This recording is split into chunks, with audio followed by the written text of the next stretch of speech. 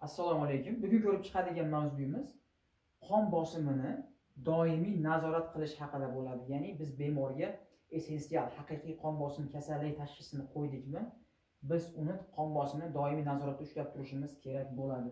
Ya'ni antigipertenziv dori vositalarini past dozadan boshlab yuqori dozagacha qanday ketma-ketlikda olib chiqamiz, qanday tanlab beramiz, shu haqida gaplashib o'tamiz.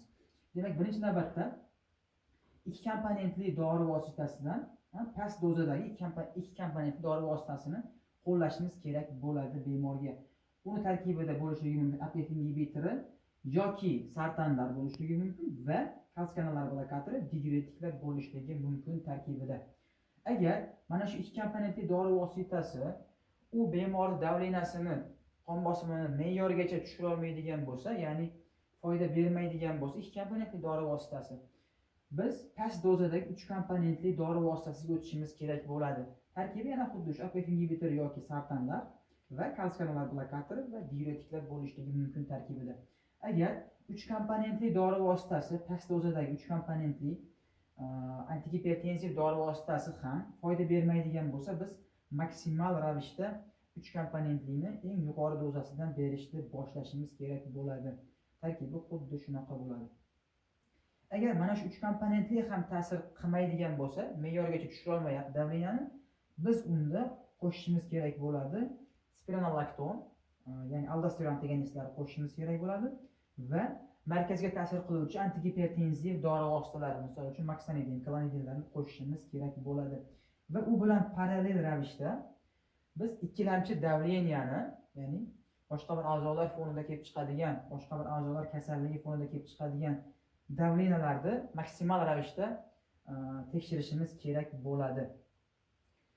Xo'p, bu holatda beta blokatorlar qaysi holatda qo'shishimiz kerak? Beta blokatorlarni ya'ni stenokardiyasi bor bemorlarga, misol uchun angina, ko'krak qafasida og'riq bor, bu og'riq yurakniki bo'lgan holatda biz beta blokator qo'shamiz, har qaysi bosqichda bo'lsa ham qo'shamiz.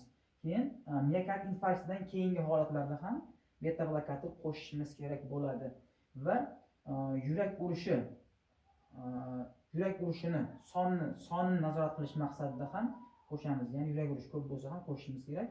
Keyingisi sistolik yurak yetishmovchiligi holatlarida ham biz beta blokator qo'shishimiz kerak bo'ladi.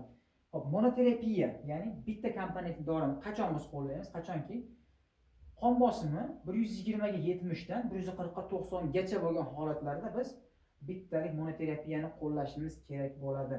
Keyingisi ortostatik gipotenziyasi borlarda, misol uchun bemor o'rnidan turgan vaqtda bosh aylanib, qon bosimi tushib ketadigan holatlarda biz bittalik komponentli dori antigipertenziv dori vositasini qo'llashimiz kerak bo'ladi.